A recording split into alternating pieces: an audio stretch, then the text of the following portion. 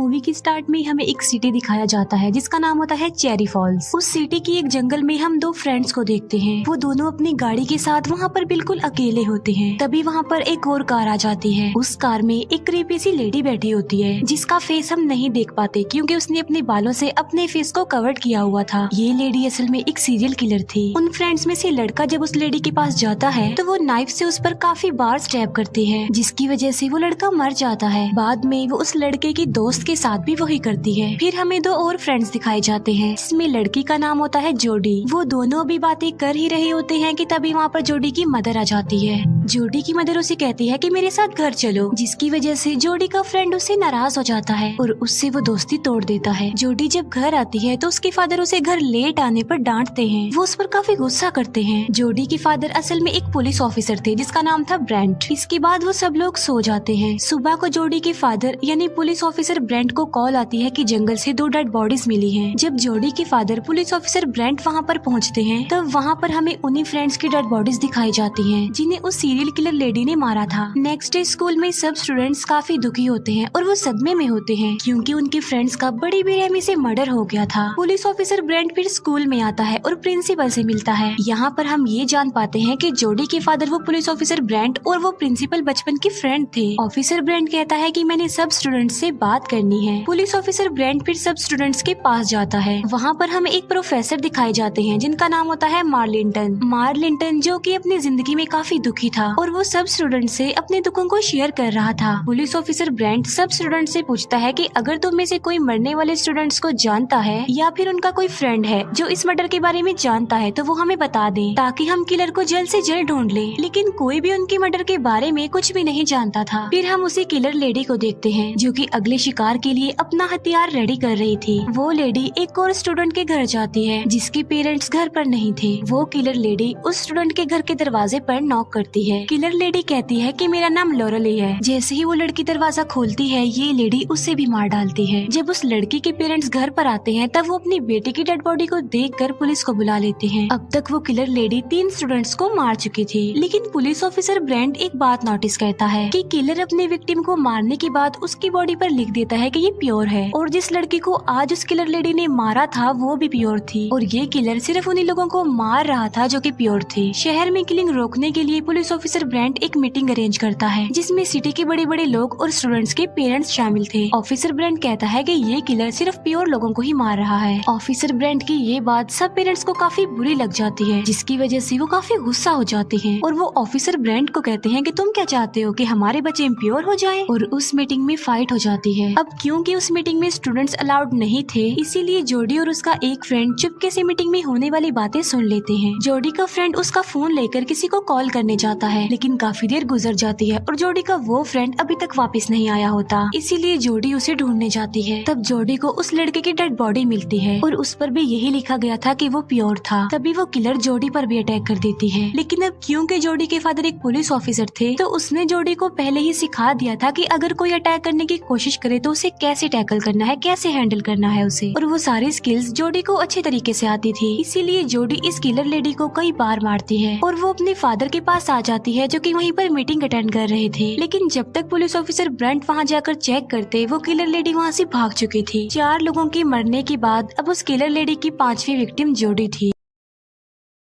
Next day जोडी को police station ले जाया जाता है और वहाँ पर उस किलर लेडी का स्केच बनवाया जाता है। स्केच में जो लेडी होती है वो भी काफी डरावनी लग रही थी। पुलिस ऑफिसर ब्रेंट स्कूल के प्रिंसिपल जो कि उसका बचपन का फ्रेंड था उसे कॉल करता है। वो उसे बताता है कि मेरी बेटी जोडी ने एक किलर लेडी का स्केच बनवाया है। स्केच में जो लेडी है वो बिल्कुल लोराली से मैच हो रही है। प्रिंसिपल ब्रेंट को बताता है कि ऐसा कैसे हो सकता है, ये इम्पॉसिबल है क्योंकि लोराली को गायब हुए 27 साल हो गए हैं। अब यहाँ पर सवाल ये उठता है कि आखिर ये लोराली है कौन? उसका जवाब आपको बहुत जल्द मिलने वाला है। जोडी कनेक्टेड फोन लाइन से ये सारी बातें सुन लेती है मगर उस वक्त वो कुछ भी रिएक्ट नहीं करती। इसके बाद जोडी अपने घर चली जाती है। इसके बाद जोडी जाती है स्कूल की लाइब्रेरी में और वो लोराली के बारे में सर्च करती है। अभी वो लोराली की इन्फॉर्मेशन पढ़ ही रही होती है कि तभी जोडी की मदर वहाँ पर आ जाती है और यहाँ पर जोडी की मदर सारी बात रिवील कर देती है कि आज से 27 साल पहले आखिर हुआ क्या था और जो किलर लेडी है वो कौन है और वो किलिंग्स क्यों कर रही है। जोडी की मदर बताती है कि 27 साल पहले रात के वक्त एक लेडी की कार खराब हो गई थी और उस बात का फायदा उठाकर स्कूल के 4 स्टूडेंट्स ने उस लेडी के साथ जबरदस्ती करने की कोशिश की और ऐसा करने के बाद वो चारों उस लेडी को मरने के लिए ही वहीं पर छोड़ गए। उन चारों ने ऐसा इसलिए किया था क्योंकि उन्होंने ड्रिंक की हुई थी और वो नशे में थे। और जब लोराली ने इस बारे में कंप्लेन की तो उसकी कंप्लेन को नहीं सुना गया क्योंकि लोराली की कोई फैमिली नहीं थी, वो इस दुनिया में बिल्कुल अकेली थी। उसका इस दुनिया में सिर्फ एक बेटा था और जिन लड़कों ने लोराली के साथ जबरदस्ती की थी वो काफी रिच लोग थे, इसीलिए उन लड़कों को कोई भी सजा नहीं हुई। किसी ने भी लोराली का साथ नहीं दिया और वो अकेली भी थी, इसीलिए वो यहाँ से कहीं पर चली गई और उसके बाद लोराली का कुछ भी पता नहीं चल पाया। और मेरा ख्याल ये है कि वो सबसे बदला लेने के लिए वापस आ गई है और सबको मार रही है। जोडी अपनी मदर से पूछती है कि आखिर वो 4 स्टूडेंट्स थे कौन।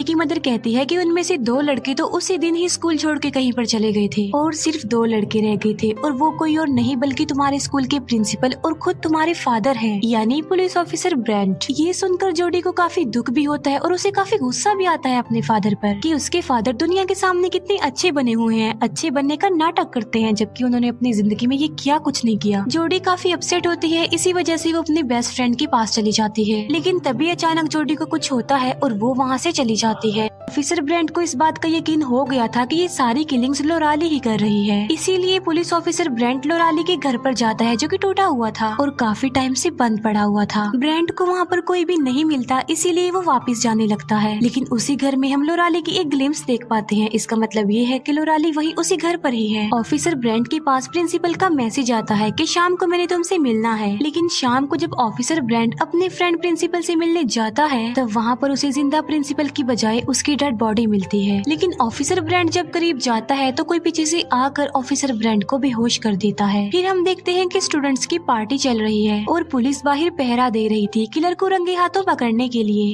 उस पार्टी में जोडी का फ्रेंड भी था। जब उसे जोडी की याद आती है तो वो उसे लेने चला जाता है। जोडी जो कि प्रोफेसर मार्लिंटन की काफी क्लोज होती है, इसीलिए वो उसके साथ ही होती है उसके घर पर। प्रोफेसर मार्लिंटन एक काफी बड़े कॉफिन को घर के अंदर ले जा रहा था और जोडी ऐसा करने में उनकी हेल्प कर रही थी और उस कॉफिन में कोई और नहीं होता बल्कि जोडी के फादर पुलिस ऑफिसर ब्रेंट होते हैं और उसे बेहोश किसी और ने नहीं बल्कि प्रोफेसर मार्लिंटन ने ही किया था। और किलर भी ना तो कोई और था ना ही लोराली थी बल्कि खुद मार्लिंटन था, जो जोडी को भी मार कर बेहोश कर देता है और बेसमेंट में ले आता है। अब मार्लिंटन ने दोनों बाप बेटी को पकड़ लिया था। प्रोफेसर मार्लिंटन 27 साल पहले होने वाले लोराली के इंसिडेंट के बारे में ऑफिसर ब्रेंट से पूछता है। यहाँ पर ऑफिसर ब्रेंट अपने गुनाह को कबूल कर लेता है, कहता है कि तुम नहीं जानते कि मैं कौन हूँ। मैं उसी लेडी लोराली जिसके साथ तुमने जबरदस्ती की थी उसका बेटा हूँ, इकलौता बेटा। वो बताता है कि जब मैं पैदा हुआ था मेरी मदर मुझे तब से ही हेट करती थी। अब था तो वो उसका बेटा ही, लेकिन उसकी मदर ने कभी भी उसके साथ प्यार से बात नहीं की। कहता है कि मैं जानता था कि मेरी मदर के साथ तुमने कितना बुरा किया है। आने का मकसद भी यही था ताकि मैं सबसे बदला लूं अपनी माँ का, और इसीलिए वो प्योर स्टूडेंट्स को ही मार रहा था। इसलिए करना चाहता था क्योंकि वो सबको सबक सिखाना चाहता था कि जब जबरदस्ती किसी के साथ जुल्म होता है तो क्या होता है। अभी ये सब बातें वो उन्हें बता ही रहा होता है कि वहाँ पर जोडी का फ्रेंड आ जाता है, क्योंकि वो जानता था कि जोडी और प्रोफेसर मार्लिंटन एक दूसरे के काफी अच्छे दोस्त भी थे, इसीलिए वो साथ ही होंगे। मार्लिंटन जोडी के फ्रेंड को नाइफ दिखाकर वहाँ से भाग जाने को बोलता है, लेकिन जोडी का फ्रेंड उसे बाहर पुश करके घर के अंदर चला जाता है और घर का दरवाजा बंद कर लेता है। और अब मार्लिंटन घर के अंदर नहीं आ सकता था। जोडी के फ्रेंड को बेसमेंट से किसी की आवाज सुनाई देती है और वो आवाज को फॉलो करते हुए वहीं जाता है। वहाँ पर वो जोडी और उसके फादर को बंधा हुआ पाता है और वो उन दोनों को आजाद कर देता है। पीछे से मार्लिंटन जो कि दरवाजे को कुल्हाड़ी से तोड़ देता है और अंदर आ जाता है। अंदर आकर वो पुलिस ऑफिसर ब्रेंट यानी जोडी के फादर को मार डालता है। जोडी देखती है कि मार्लिंटन ने उसके फादर को मार डाला है। अपने फादर को मरा हुआ देखकर वो काफी दुखी हो जाती है। वो अपने फादर को छोड़कर जाना नहीं चाहती थी, लेकिन उसे भागना पड़ता है क्योंकि अगर वो वहाँ 1 मिनट भी रुकती तो मार्लिंटन उसे भी मार डालता। मार्लिंटन जो कि एक्स लेकर उनके पीछे पड़ जाता है। जोडी और उसका फ्रेंड एक पुलिस ऑफिसर से हेल्प मांगते हैं, मगर इससे पहले कि वो पुलिस ऑफिसर उनकी हेल्प कर पाता मार्लिंटन उसे भी मार डालता है। फिर मार्लिंटन उन लोगों का पीछा करते करते पार्टी में आ जाता है। सब लोग मार्लिंटन को देखकर काफी डर जाते हैं क्योंकि उसके हाथ में एक्स थी। लोग पैनिक करने लगते हैं और इधर उधर भागने लगते हैं। सब लोग पार्टी को छोड़कर बाहर आ जाते हैं और अब मार्लिंटन जोडी और उसके फ्रेंड पर अटैक कर देता है। जोडी के फ्रेंड को वो इंजर्ड करके अब जोडी की तरफ ही बढ़ रहा था। लेकिन जोडी जो कि अपने फादर को खोकर काफी दुखी भी थी और काफी गुस्से में भी थी, इसीलिए जोडी यहाँ भी अपने फादर की सिखाई गई स्किल्स को इस्तेमाल करती है और वो मार्लिंटन को अपने शोल्डर पर उठाकर फ्लोर से नीचे फेंक देती है और लकड़ी का एक टुकड़ा मार्लिंटन के आर पार हो जाता है और सबको ये लग रहा था कि मार्लिंटन मर चुका है। लेकिन मार्लिंटन एक बार फिर से जिंदा हो जाता है और वो एक लड़के को मारने की कोशिश करता है। लेकिन तभी एक फीमेल पुलिस ऑफिसर वहाँ पर आ जाती है और वो मार्लिंटन पर गोलियों की बारिश कर देती है और अब फाइनली मार्लिंटन की मौत हो जाती है। पुलिस को भी पता चल चुका था कि लोराली मार्लिंटन की मदर है, इसीलिए पुलिस जोडी से पूछती है कि पुलिस ऑफिसर ब्रेंट और लोराली के बीच क्या रिलेशन था, जिस पर जोडी कहती है कि मैं इस बारे में कुछ नहीं जानती। फिर जब जोडी अपनी मदर के साथ घर वापस जा रही होती है तब वो कुछ दूरी के फासले पर लोराली को खड़ा हुआ देखती है। इसका मतलब ये है कि लोराली अभी जिंदा है, वो गायब हो गई थी लेकिन जिंदा है अभी। लोराली यहाँ पर डेफिनेटली अपना बदला लेने ही आई थी। चेरी फॉल्स मूवी यहीं पर खत्म हो जाती है।